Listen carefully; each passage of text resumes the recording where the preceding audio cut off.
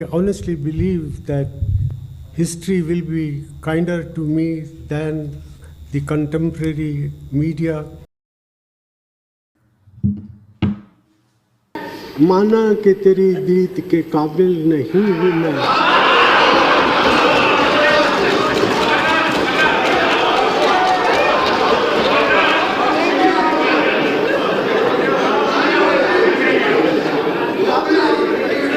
माना कि तेरी दीद के काबिल नहीं हूँ मैं, तू मेरा शौक तो देख, मेरा इंतज़ार देख.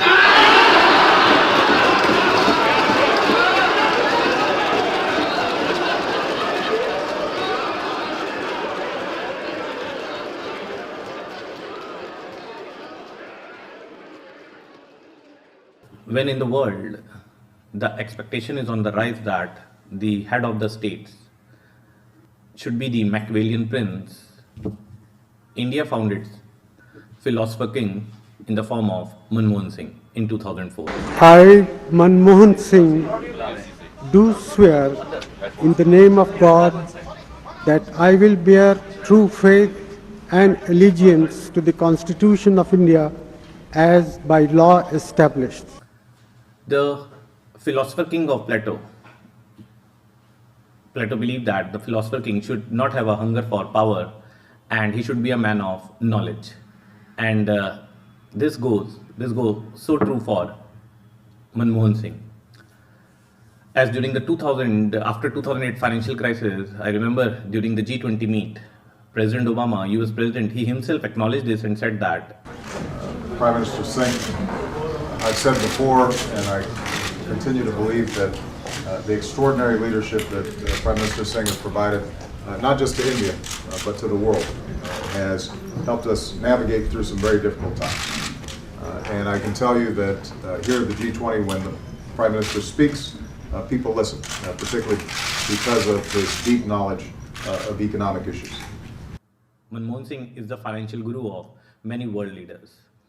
And when Manmohan Singh speaks, world listens to him. It's not like that he needs these words to be seen as someone who he was, but still the acknowledgement came directly from the US president.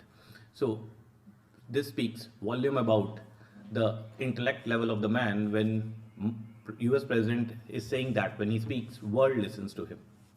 Now from last 2-3 days, what we can see, there's a huge coverage on Mr. Singh for his economic reforms and economic policies.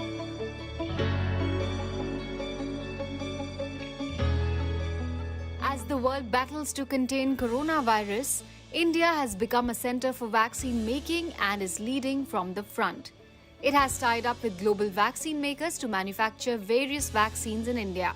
On another front, tech giants like Infosys, Wipro and TCS are handling the projects for numerous companies abroad.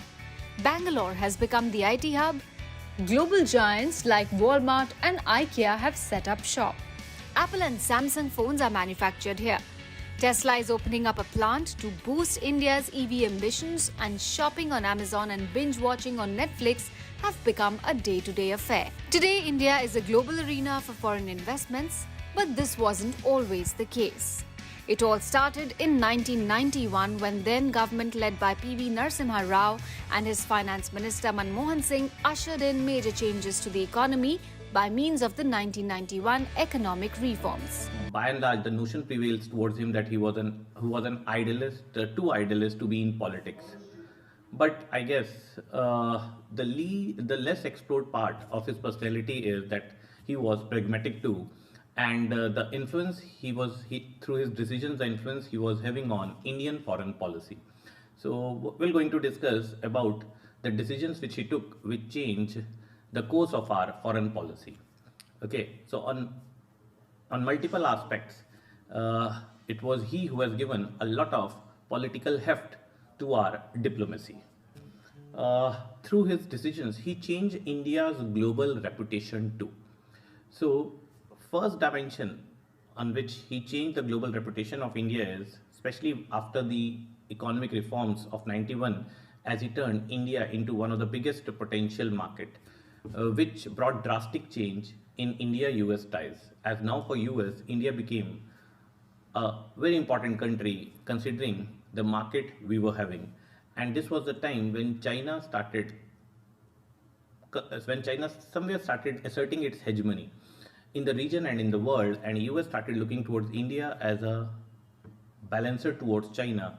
And in such context, he liberalized the Indian economy, which turned India into one of the biggest market. Though with US, there's a seesaw prevails in our ties with US. I guess this is, most of you are aware of this particular aspect, that after independence, it was Nehru who decided to pursue the policy of non-alignment, which led to the emergence of the movement called NAM. Now, under NAM, India decided to keep both superpowers at arm's length, and that's why our ties with the US never evolved the way it never evolved during the Cold War. This ideological rift was over post 90s, and India also liberalized its economy.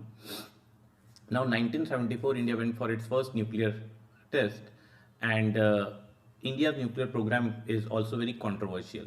So after 74, US put severe sanctions on Indian economy, and in 1998, India, under the government of Atal Bihari Vajpayee, went for its second nuclear weapon test.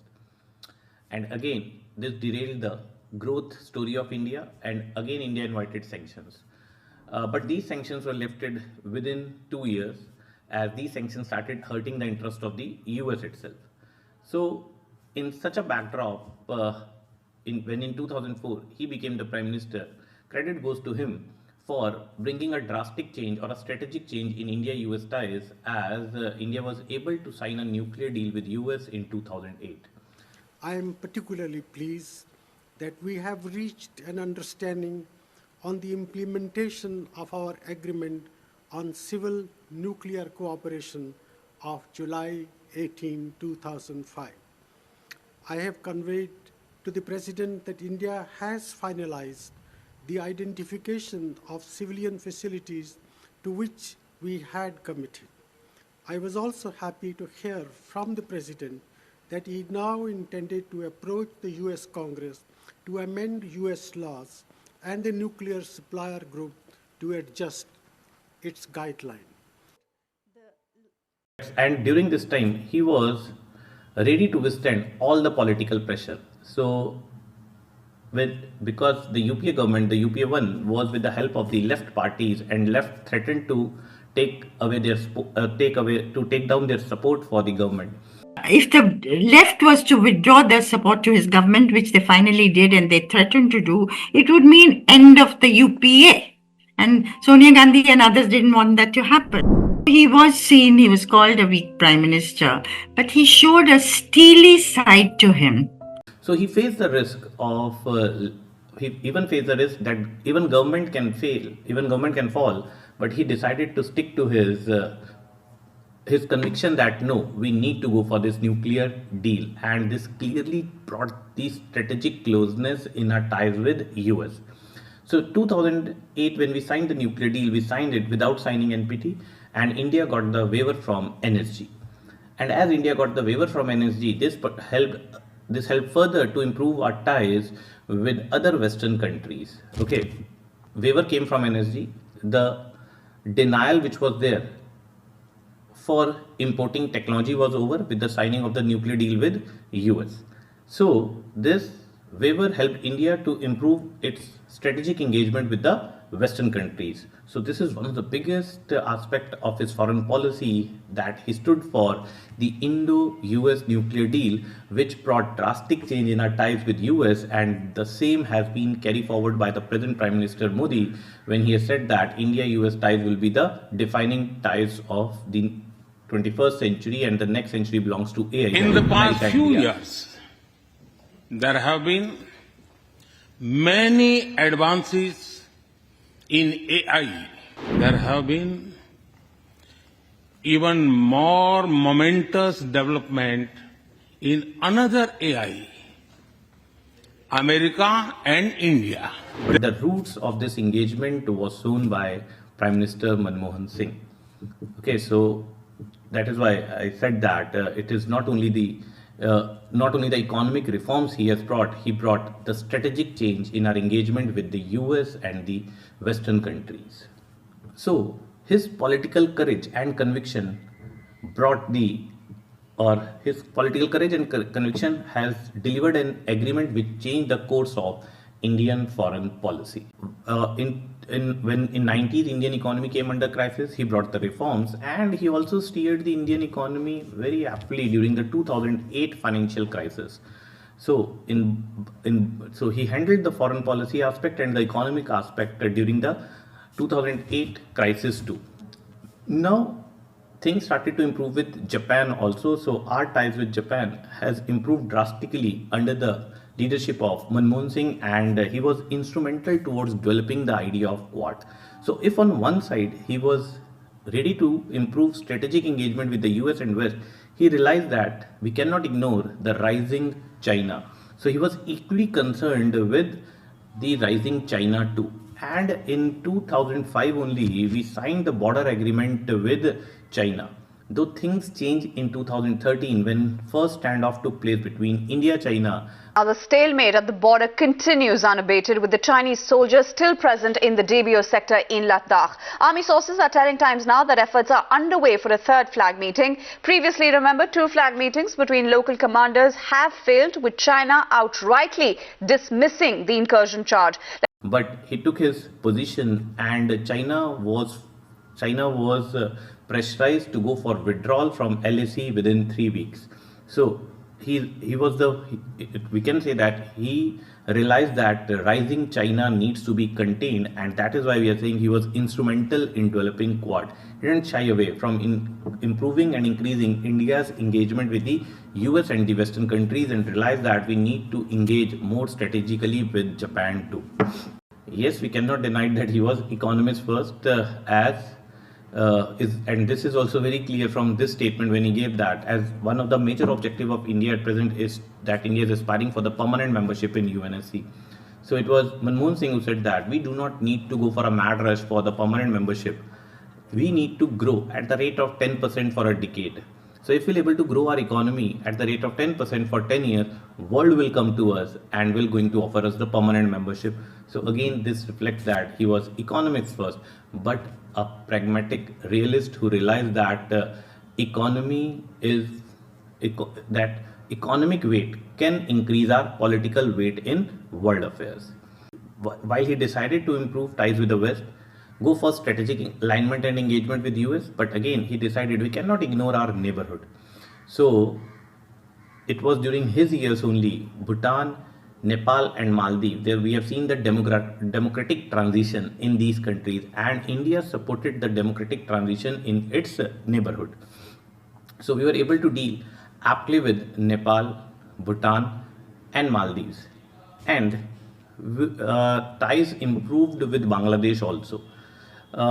We came very close towards signing a Teesta agreement, though things because of the resistance from the CM of the West Bengal, we failed to sign a Teesta agreement, but our ties improved a lot with Bangladesh also. Now, the biggest challenge which he faced in terms of its foreign policy is dealing with Pakistan, as almost all the prime ministers of India have tried to engage with Pakistan on a personal level. So same Manmohan Singh, he was emotional also, as he himself has said that he was a child of partition. His birth was in a village which is now in Pakistan, and he was really committed towards the peaceful resolution of the issue of Kashmir. So personally he was involved towards the peaceful resolution of Kashmir, and one aspect of his personality, another important aspect of his personality which clearly reflects his non-partisan attitude is that he said that I am following the path of my predecessor and the path which was taken by the Prime Minister Atal Bihari Vajpayee. So I'm going to deal with Pakistan and the issue of Kashmir on the lines of Insaniyat, Kashmiriyat, Jamhuriyat, and this path has shown to me by the former Prime Minister Atal Bihari Vajpayee. So this clearly reflects his non-partisan attitude. So as I said, he was personally committed towards the peaceful resolution of Kashmir, and he really wanted that things to be normalized between India and Pakistan, and a new era of peace and engagement and cooperation should usher between the two countries, which will change the destiny of South Asia. So with this aspiration, he was involved with the leaders of Pakistan, despite knowing well that Kargil was a misadventure planned by Musharraf, but he was ready to engage with a leader who was the army general earlier, hoping against hope that probably now Musharraf will also be committed towards the peaceful resolution of this issue. And both the leaders came very close. As per the reports, both leaders came very close towards the peaceful resolution, and a formula was devised known as double M formula, that is the Musharraf Manmohan Singh formula. We expressed our commitment never to ensure a peaceful settlement of all pending issues, including Jammu and Kashmir, to the satisfaction of both sides. We agreed that possible options for a peaceful, negotiated settlement in this regard should continue to be pursued in a sincere spirit and purposeful manner. This formula has never been disclosed by both the governments till date. Nothing has come in the public domain that what all was decided and discussed under this formula. But yes, accepted norm is that many things were decided, and there was a consensus that if Kashmir can be resolved, it can be on these lines. So this clearly reflects that he was committed towards changing the